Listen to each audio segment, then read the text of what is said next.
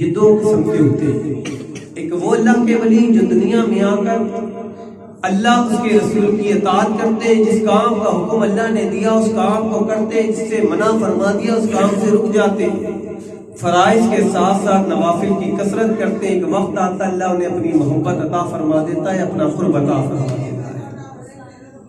اسی طرح ایک زمانے کے بادشاہ حضرت ابراہیم بن ادم رحمۃ اللہ علیہ وقت کے بادشاہ تھے۔ آپ رات کو سونے کے لیے اپنے کمرے میں گئے، جیسے ہی بستر پر لیٹے چھت سے آواز آنے لگی، ٹھک ٹھک ٹھک ٹھک ٹھک ٹھک۔ آپ نے آواز دی، چھت پر کون ہے؟ چھت سے آواز آئی، میرا اونٹ گم ہو گیا، اونٹ تلاش کر رہا ہوں۔ آپ نے فرمایا، او نادان، کیا چھت پر بھی اونٹ ملا کرتا ہے؟ تو چھت سے آواز آئی، ابراہیم بن ادم، جب چھت پر اونٹ نہیں ملا کرتا تو نرم بستر پر رب نہیں ملا کرتا۔ آپ یہ سن کر تڑپ گئے۔ آپ نے اپنی لونڈی کو حکم دیا، میرے بستر کو صاف ستھرا کر، میں چہل قدمی کر کر آتا ہوں۔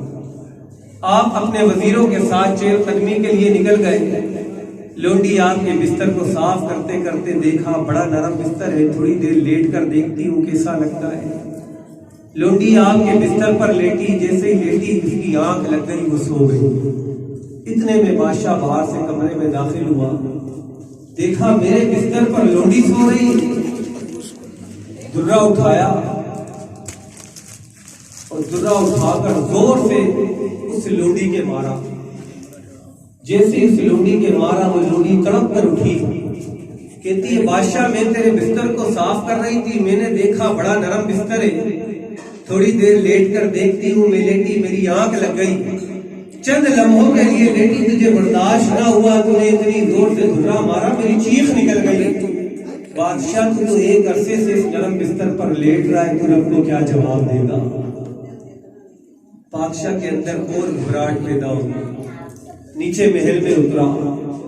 جیسے ہی محل میں اترا، دیکھا محل میں ایک درویش داخل ہوا۔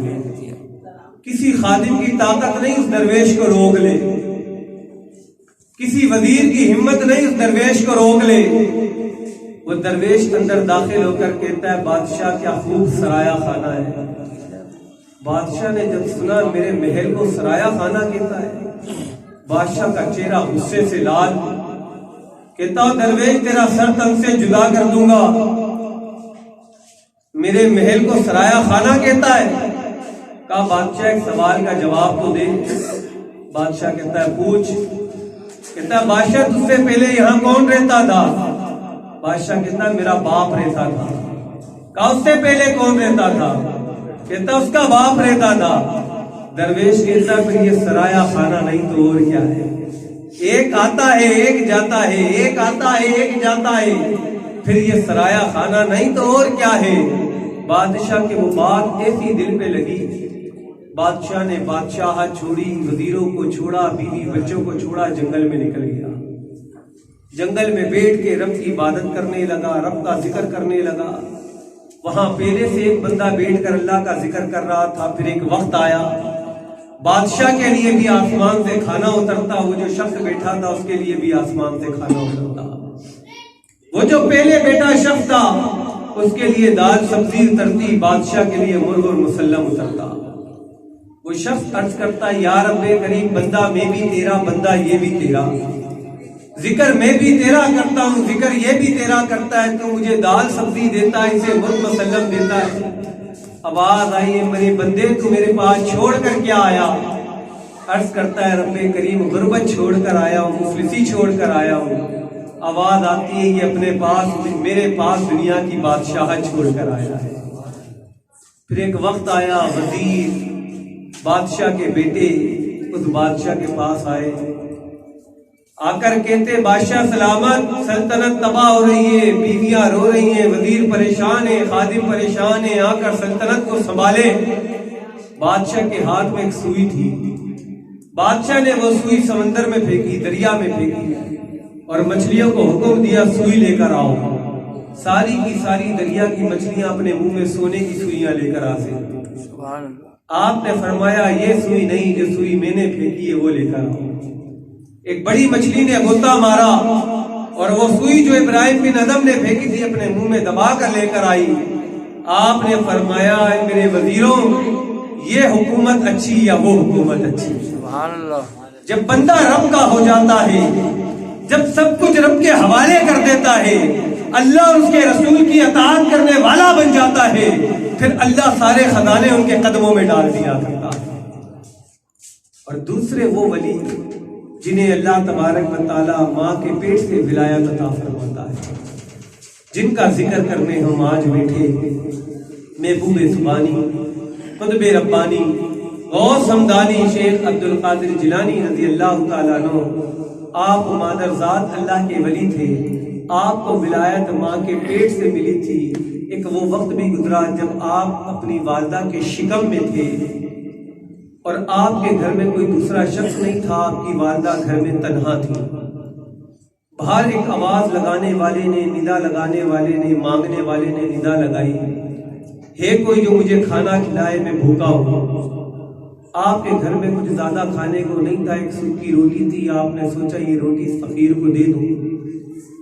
آپ نے جیسی ہاتھ بڑھا کر وہ روٹی اس فقیر کو دینا چاہی تو اس فقیر نے آپ کے ہاتھ کو پکڑنا چاہا. آپ نے یکدم ہاتھ چھڑایا اور ایک سانپ اس نے اس فقیر کو ڈسا اور وہ فقیر مر گیا. ابھی حضور سیدنا غوث اعظم اپنی والدہ کے شکم میں تھے. جب آپ دنیا میں تشریف لے آئے، کچھ بڑے ہو گئے تو اپنی والدہ سے عرض کرتے امی جان آپ کو وہ واقعہ یاد ہے کہ ایک فقیر آیا تھا اور ندا لگائی تھی ہے کوئی جو مجھے کھانا کھلائے. آپ نے اس فقیر کو روٹی دینا چاہی تو اس فقیر نے آپ کے ہاتھ کو پکڑنا چاہا. آپ نے اپنا ہاتھ چھڑایا، ایک سانپ آیا اس کو ڈسا اور وہ مر گیا. ماں نے فرمایا بیٹے آپ تو اس وقت دنیا میں نہیں آئے تھے، میرے شکم میں تھے. تو حضور محبوب سبحانی شیخ عبد القادر جیلانی آپ نے عرض کی امی جان میں اس وقت بھی سب کچھ دیکھتا. سبحان اللہ. میرے بھائی، میرے دوستوں، اللہ نے وہ کرامتیں آپ کو عطا فرمائی ہیں کہ آپ جب وعظ و نصیحت فرمایا کرتے تھے، آپ جب وعظ و نصیحت فرمایا کرتے تھے تو حال یہ ہوتا تھا 70 ہزار کا مجمع ہوتا تھا. جس طرح سے پہلا بیٹھا شخص آپ کی گفتگو سنتا تھا، اسی طرح آخری بیٹا شخص بھی آپ کی گفتگو سنا کرتا تھا. یہ مائک نہیں ہوتے تھے، یہ آپ کی کرامت تھی کہ جس طرح سے پہلا بیٹا شخص آپ کی بات سنتا تھا، اسی طرح آخری بیٹا شخص بھی آپ کی بات سنتا تھا.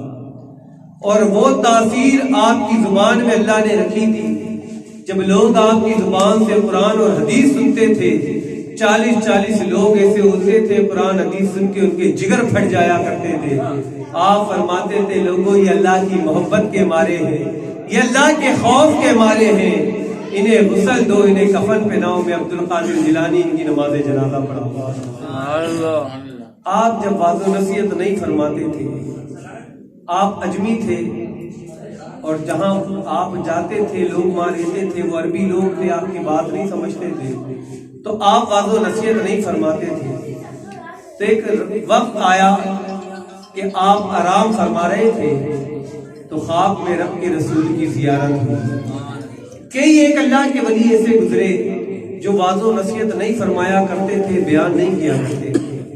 جس طرح حضرت جنید بغدادی رحمۃ اللہ علیہ، آپ کے مرشد سری سبتی رحمۃ اللہ علیہ، جنید بغدادی کے پیر بھائی اکثر آپ کو کہتے ہیں جنید بغدادی آپ وعظ و نصیحت کیا کریں، بیان کیا کریں. اللہ نے آپ کی زبان میں وہ تاثیر رکھی ہوگی، جب آپ بیان کریں گے، وعظ و نصیحت کریں گے، لوگوں کے دل پھیر جائیں گے، لوگ اللہ سے مل جائیں گے. آپ فرماتے کروں گا، آپ کرتے نہیں. آپ کے مرشد سری سبتی رحمۃ اللہ علیہ آپ فرماتے جنید بیان کیا کر، آپ عرض کرتے حضرت کروں گا لیکن آپ کرتے نہیں. ایک رات جنید بغدادی آپ سو رہے تھے، خواب میں رسول پاک کی زیارت ہوئی. سبحان اللہ. آپ کہتے ہیں جنید بغدادی رب کے رسول نے مجھے خوب نوازا، خوب نوازا، اور جب نواز کے آپ جانے لگے تو رب کے رسول نے اپنا چہرہ انور میری طرف پھیرا اور مسکرائے اور مسکرا کر فرمایا جنید بیان کیا کر، جنید بیان کیا کر. کہتے میں جھوم اٹھا, میں نے عرض کی آقا اب تو روز کروں گا, بار بار کروں گا, بار بار کروں گا. کہتے جب صبح ہوئی میں اپنے مرشد کی در کی طرف چلا, جب چلنے لگا تو دل میں چور آ گیا. میرے مرشد نے تو کبھی نہیں کہا مجھے رسول پاک کا دیدار ہوگا. جب بندہ تھوڑا سا بولنے لگ جاتا ہے, تھوڑا سا علم آ جاتا ہے, تھوڑی سی منزلیں طے کر لیتا ہے, تو اس کا حال یہ ہو جاتا ہے وہ سمجھتا ہے میں اپنے مرشد سے بہت زیادہ اوپر پہنچ گیا, اب مجھے مرشد کی ضرورت نہیں ہے. مرشد نے تو کبھی نہیں بتائی میں نے رسول پاک کا دیدار کیا, مرشد نے تو اپنی کرامت نہیں بتائی, میں تو خواب میں ہوا میں بھی اڑتا ہوں, میں نے تو خواب میں بڑی زیارتیں کی ہیں. وہ بھول جاتا ہے جتنے انعامات ہیں, جتنی نوازشیں, خدا کی قسم سب مرشد کے صدقے ہی تو ہیں. سبحان اللہ. حضور سیدنا غوث اعظم آپ فرماتے ہیں تجھے زندگی میں جو کچھ بھی اللہ کی طرف سے ملے جان لے وہ تیرے مرشد کے صدقے سے تجھے ملا ہے. بندے کو ذرا سا کچھ مل جائے وہ اپنے آپ کو مرشد سے بڑا سمجھنے لگتا ہے. خدا کی قسم جب یہ بات دل میں آ جائے سمجھ لے بندے کی تباہی شروع ہو گئی. جنید بغدادی دل میں تھوڑا سا چور آ گیا. مرشد نے تو کبھی نہیں فرمایا مجھے اللہ کے رسول کا دیدار ہوا, مجھے تو آج رسول پاک کا دیدار ہوا.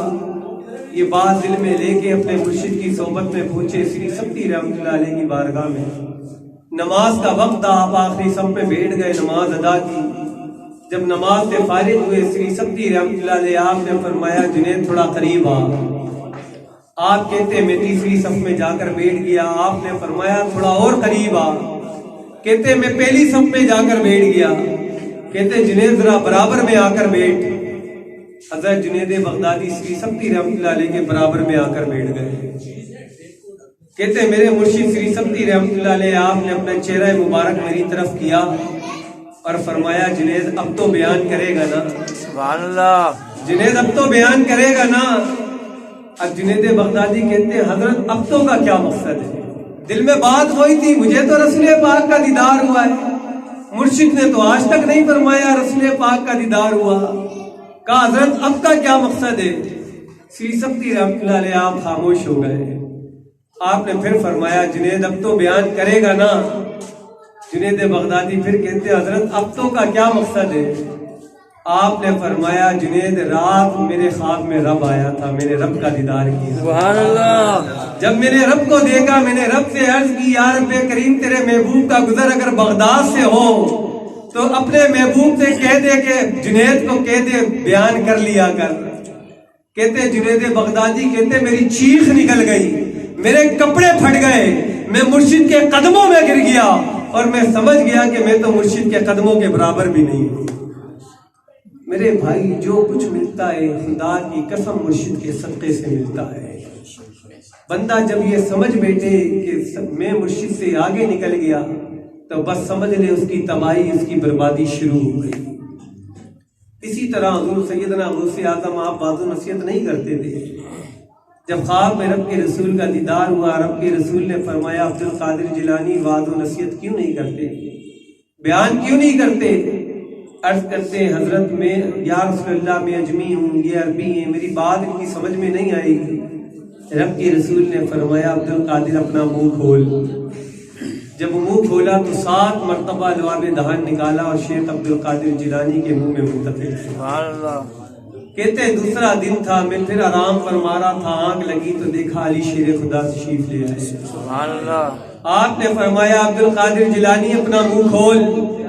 جب میں نے منہ کھولا تو آپ نے 6 مرتبہ لعاب دہن منہ میں منتقل کیا. میں نے عرض کی بابا جان, نانا جان نے تو 7 مرتبہ لعاب دہن منہ میں منتقل کیا, آپ نے 6 مرتبہ منتقل کیا. حضرت علی شیر خدا آپ نے فرمایا ہم رسول پاک کے برابر تو نہیں ہو سکتے. ہم رسول پاک کے برابر تو نہیں ہو سکتے. یہ صحابیوں کا عقیدہ, یہ صحابیوں کی باتیں, اور آج چند کتابیں پڑھے مولوی, چند کتابیں پڑھ کے عالم بن جائے, چند کتابیں پڑھ کے محدث بن جائے, پھر بکواسیں کرتے پھرتے ہیں کہ رسول پاک تو ہم جیسے ہیں, رسول پاک تو عام سے شخص ہیں, ارے ہمارے جیسے ہیں. خدا کی قسم انہیں علم ہی نہیں ہے, ہیں, یہ کتاب کے علم کو علم سمجھتے ہیں. صحابہ سے زیادہ عشق ان کے اندر آ گیا کہ صحابہ کہتے ہیں ہم رسول پاک کے برابر نہیں ہو سکتے, اور یہ بکواس کرتے ہیں کہ رسول پاک تو ہمارے جیسے ہیں. رسول پاک کی شان کوئی نہیں جان سکتا. خدا کی عظمتیں کیا ہیں محمد مصطفیٰ جانے. خدا کی عظمتیں کیا ہیں محمد مصطفیٰ جانے, اور مقام مصطفیٰ کیا ہے محمد کا خدا جانے. یہ صرف رب جانتا ہے رب کے رسول کی شان کیا ہے, عظمت کیا ہے. میرے بھائی, میرے دوستوں, اگر سیدنا شیخ عبد القادر جیلانی کی میں کراماتیں بیان کرنے لگوں پوری رات گزر سکتی ہے. آپ کی کراماتیں ختم نہیں ہو سکتی, لیکن اصل چیز ہے کہ آپ ہمیں سکھا کر کیا گئے, ہمیں تعلیمات دے کر کیا گئے, آپ لوگوں کو جمع کر کے کیا کیا کرتے تھے. آج ہم جو 11ویں شریف مناتے ہیں, یہ 11ویں کہتے کسے ہیں, ہمیں اس چیز کا علم ہونا چاہیے. نہ ہی اس 11ویں شریف میں سیدنا شیخ عبد القادر جیلانی آپ کی ولادت ہوئی, نہ ہی اس مہینے میں آپ کی وفات ہوئی. دن 10واں ہوتا, رات 11ویں ہوتی, آپ اللہ کے بندوں کو جمع کرتے اور جمع کر کے قرآن اور حدیث بیان کرتے, لوگوں کو بتاتے, لوگوں نمازیں پڑھا کرو, قرآن پاک پڑھا کرو, رسول پاک کی اتباع کیا کرو, رسول پاک کی تعلیمات پر عمل کیا کرو, حیا کیا کرو, والدین کا ادب کیا کرو, حرام سے بچو, حلال کھاؤ. یہی باتیں آپ لوگوں کو سنایا کرتے تھے, اور خدا کی قسم لوگ اللہ سے مل جایا کرتے تھے. آپ کی صحبت میں کئی محدثین, کئی علماء اکرام, کئی اللہ کے ولی آ کر بیٹھتے تھے, اور جب آپ وعظ و نصیحت کرتے تھے تو وہ اپنے پاس لکھا کرتے تھے. حضرت یحییٰ زمانے کے کامل ولی آپ کی صحبت میں بیٹھتے, آپ دیکھتے حضور سیدنا غوث اعظم جب وعظ و نصیحت سے آپ فارغ ہوتے, کئی لوگ آپ کے ہاتھ پر تائب ہوتے, توبہ کرتے, مسلمان ہوتے. کہتے ہیں ایک دن میں نے سوچا کہ میں گنتی کروں گا کہ حضرت کی صحبت میں کتنے لوگ توبہ کرتے ہیں. کہا میں نے چادر کے نیچے ایک دھاگا چھپا لیا, ایک بندہ توبہ کرتا میں ایک گٹھان لگا دیتا, 2 بندے توبہ کرتے میں 2 گٹھان لگا دیتا, یہاں تک میں گٹھانے لگا کر تھک گیا, میں گنتی نہ کر پایا. کہتے سیدنا شیخ عبد القادر جیلانی آپ نے فرمایا, یا ہم لوگوں کے دلوں کی گرہ کھول رہے ہیں اور تو گرہ لگایا جا رہا ہے. ہم تو لوگوں کے دلوں کی گرہ کھول رہے ہیں اور تو گرہ لگاتا جا رہا ہے. وہ سیدنا شیخ عبد القادر جیلانی, خدا کی قسم اللہ نے وہ عظمت, وہ شان عطا فرمائی. ایک اللہ کے کامل ولی حضرت علی حیتی رحمۃ اللہ علیہ آپ کی صحبت میں بیٹھے تھے. بیٹھے بیٹھے آپ کی آنکھ لگ گئی. جب آنکھ لگی تو حضور سیدنا شیخ عبد القادر جیلانی آپ وعظ و نصیحت فرما رہے تھے. جب علی حیتی رحمۃ اللہ علیہ پہ نگاہ پڑی, آپ چپ ہو گئے اور ممبر سے اتر کے جا کے علی حیتی رحمۃ اللہ علیہ کے سامنے کھڑے ہو گئے. کافی دیر ہو گئی. جب علی حیتی رحمۃ اللہ علیہ آپ کی آنکھ کھلی, آپ نے کہا حضرت آپ یہاں کھڑے ہیں. کہا علی کیا کر رہے تھے؟ کہا حضرت آپ کی صحبت میں بیٹھا تھا, آنکھ لگ گئی. جب آنکھ لگی تو دل کی آنکھ کھلی, مدینے پہنچ گیا اور مدینے والے کا دیدار کرنے لگا. کہا لوگوں میری آنکھیں بند ہوئیں تو رب کے رسول کا دیدار کرنے لگا. جن کا دیدار میں آنکھیں بند کر کے کر رہا تھا, شیخ عبد القادر جیلانی آنکھیں کھول کر ان کا دیدار کر رہے ہیں. وہ شانیں, وہ عظمت اللہ کے رسول اللہ نے آپ کو عطا فرمائی. لیکن آپ کی تعلیمات کیا تھی؟ آج ہم ان تعلیمات پر عمل نہیں کرتے. میرے بھائی, آج رب کے گھر سے آواز آتی ہے 5 وقت حی علی الصلاۃ, حی علی الفلاح. آؤ نماز کی طرف, آؤ کامیابی کی طرف. ہم اپنے بیوی بچوں میں لگے ہوتے ہیں, ہم اپنے کاروبار میں لگے ہوتے ہیں, رشتہ داروں میں لگے ہوتے ہیں, ہم نماز پڑھنے نہیں جاتے.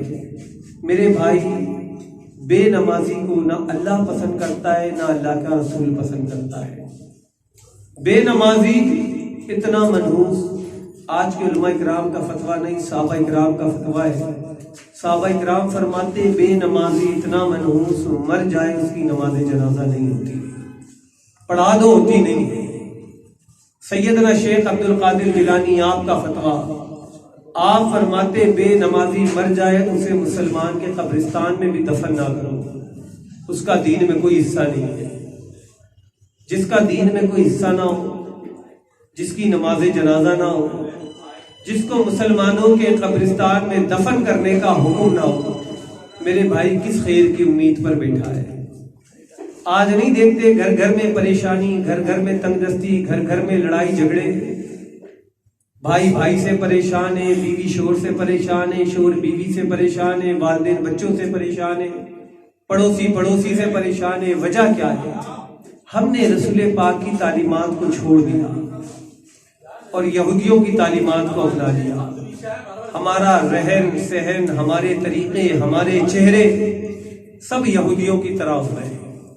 رسول پاک فرماتے ہیں جو دنیا میں جس سے محبت کرے گا روز محشر اسی کے ساتھ اٹھایا جائے گا۔ جو آج یہودیوں سے، عیسائیوں سے، ہندوؤں سے محبت کرتے، انہیں اپنا آئیڈیل بناتے، ان جیسے چہرے بناتے، ان جیسا حلیہ بناتے، ان جیسی چال چلتے ہیں، میرے بھائی وہ سوچ لے روز محشر ان کے ساتھ ان کا حشر ہوگا۔ اور جو اللہ والوں سے محبت کرتے ہیں، اللہ والوں کی سنگت اختیار کرتے ہیں، ان کی صحبت میں بیٹھتے ہیں، اللہ والوں کے طریقوں پر چلتے ہیں، اللہ والے جو سبق دے دیتے ہیں اس سبق کو یاد کرتے ہیں، جو ذکر دیتے ہیں اس ذکر کو کرتے ہیں، خدا کی قسم وہ وقت دور نہیں جب حشر کا میدان ہوگا اور رب ندا لگائے گا فَادْخُلِي فِي عِبَادِي وَادْخُلِي جنتی، پھر داخل ہو جاؤ میرے نیک بندوں میں اور داخل ہو جاؤ میری جنت میں۔ ان نیک بندوں کی صحبت بڑا کمال رکھتی ہے میرے بھائی، میرے دوستوں۔ جب بندہ ان کی صحبت میں بیٹھتا ہے، خدا کی قسم ان کی صحبت میں بیٹھنے والا کبھی بدبخت نہیں ہوا۔ امام اعظم ابو حنیفہ رحمۃ اللہ علیہ کے شاگرد تھے امام محمد رحمۃ اللہ علیہ۔ آپ کے پاس ایک شخص آیا، کہتا حضرت میں نے یہ سیب کی پیٹی خریدی ہے، اس میں کچھ سیب خراب نکلے، کچھ سیب صحیح نکلے، اب میں کیا کروں؟ یہ خراب سیب واپس کر دوں، صحیح رکھ لوں؟ آپ نے فرمایا نہیں، یا تو سارے کے سارے واپس کر دے یا سارے کے سارے رکھ لے۔ یہ کہہ کر آپ رونے لگے۔ وہ شخص کہتا ہے حضرت میں تو آپ سے مسئلہ پوچھنے آیا تھا، آپ نے مسئلے کا جواب دیا، پھر آپ رونے لگے، کیا وجہ ہے؟ کہا رو تیری بات پہ نہیں رہا، رو اس بات پہ رہو جب حشر کا میدان لگے گا۔ حشر کا میدان لگے گا، پھر اچھوں کے ساتھ برے لوگ بھی ہوں گے، گناہگار بھی ہوں گے، بدکار بھی ہوں گے، لیکن ان کی سنگت، ان کی صحبت اللہ والوں سے ہوگی۔ پھر اللہ تبارک و تعالیٰ جب بروں کو روکے گا اور نیکوں کو داخل جنت میں کرنے لگے گا تو یہ نیک عرض کریں گے یا رب کریم، یا تو سب کے سب کو جانے دے یا سب کے سب کو روک دے۔